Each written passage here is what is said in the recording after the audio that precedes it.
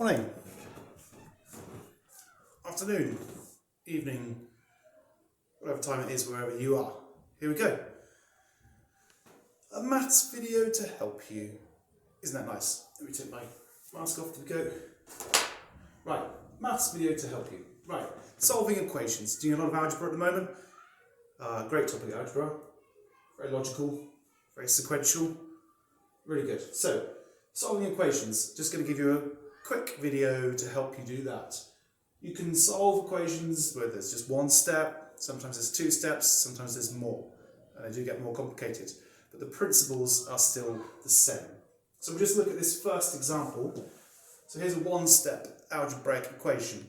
6n equals 48. Now, a couple of the really important principles is that word, equation.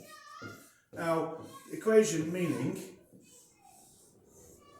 this bit is the important bit, that what's on one side has the same value as what's on the other side.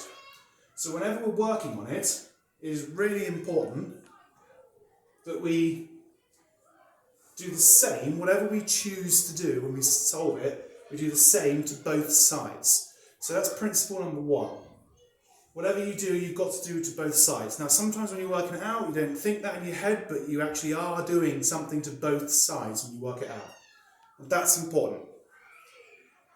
The next principle is when you look at the equation you're trying to solve, if you're trying to balance them, is that you use the inverse operation.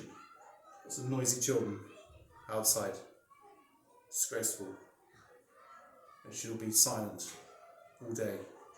Anyway, so what this equation actually means, what we're actually saying here, is 6 multiplied by n equals 48. So the first thing we have to do is think about the operation that is being used, and in this case it's multiplication. 6n equals 48. And then we look at that operation. If that is the case, we need to work backwards. We need to use the inverse operation, the opposite of multiplication, which is division. So if we divide both sides by something, we will be able to work this out. Now, I'm sure you already have, 6 lots of n, 6 groups of n equals 48. Some of you will see that straight away, but the maths that you've done, you've divided both sides, you've used the inverse on both sides, and you've probably divided by 6. The numerical value 6 there is what we need to use because it's 6 groups of an unknown quantity. So to work it out, we use that 6 and we divide both sides by 6. If you've got 6 lots of n, you divide it by 6, you're left with 1 lot of n. And then of course, we need to do the same to the other side to keep it balanced. Nice drawing of the scales there. Those are some scales, by the way. Okay, it's not a face, it's some scales. So 48 divided by 6 is 8. Right. Okay, so that's an easy example because it's just one step, but those two principles are really key. Inverse, same to both sides. Right. Let's have a look. This time we've got 5a. A could be anything. That's the beauty of algebra. It represents a value, quantity, something, whatever it might be. 5a add 17 equals 67. Okay, so when I look at this, both sides are balanced. But what I want to do is gradually cancel it down, break it down step by step, to be left with simply the a, the algebraic term, and a quantity on that side, which will tell me how much it's worth.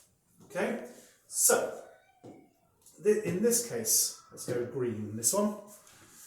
The first thing I notice is this operation here. Now what I need to do is the inverse. So let's get rid of this 17 by subtracting 17 from both sides. So the maths that I'm going to do is subtract by 17. And what that will leave me with is 5a equals, got rid of the 17, so there's no 17 on this side anymore, but I've also got to take it away from that side. Okay, 5a And then 67 take away 17, work that out in my head. Take 7 away to 60, take 10 away to leave me with 50. Right, still not finished, but numerically it's the same because we've done the same to both sides. Okay? Nothing is incorrect there. We haven't tipped the scales on one side or the other. Now, we have 5 multiplied by a equals 50. So again, we do the inverse. This is just like the first one. So we divide it this time by 5, because you've got 5 times a, which would leave you with a equals, divide 50 by 5, you get the idea, equals 10. Okay? So it's the same as step 1, a one-step problem. It's just that this time we had to do something extra first. Okay? So look for the inverse. Do the same to both sides. Things can get slightly more complicated. This one is 17g subtract 4 equals 8g plus 86. It's a 6 on the end there. Right. There's a few different ways you could do this one actually. Different steps. When I look at this one, I'm trying to think of what I can add or remove to both sides just to break it down towards just having g left. Now, if there's 17g on this side, there's also 8g on that side. Could do something with those.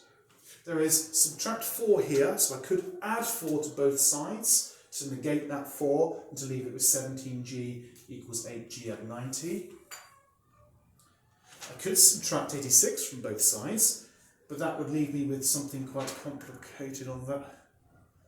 But actually what I'm going to do in this one is just to start with, I'm going to get rid of 8g.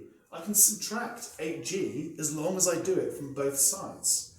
So it would be, if I have a pen, wouldn't it? Equals 86. Now all I have to do is take 8g, so I've got the subtract 4 there, 17 times 8, so it'll be 9g left. Now as long as I've done the same to both sides, that first step that we've done is to subtract 8g from both sides.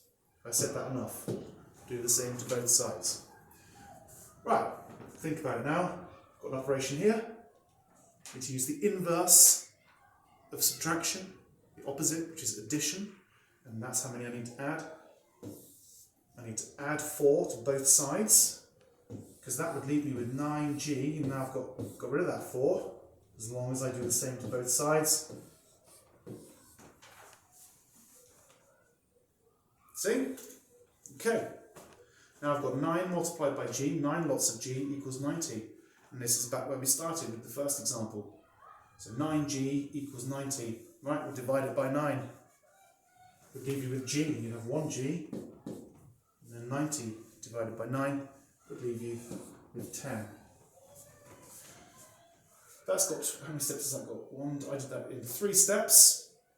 Now, if we worked it out slightly differently, you would still get to the same answer.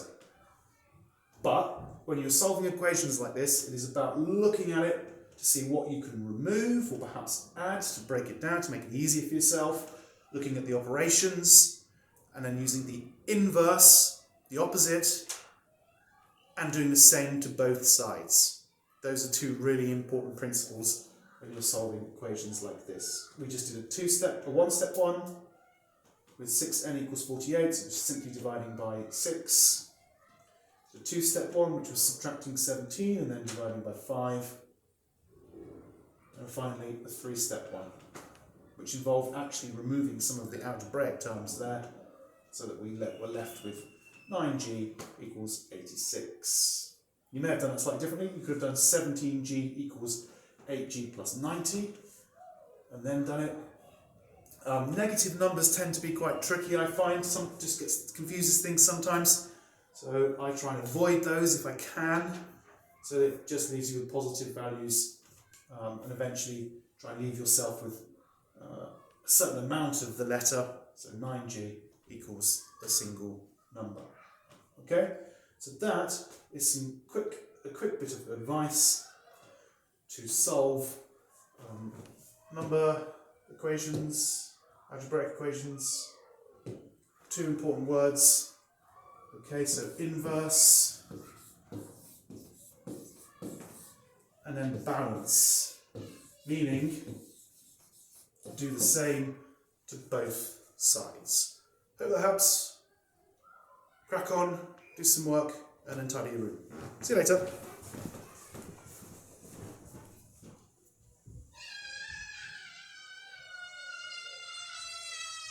That's a loud scream.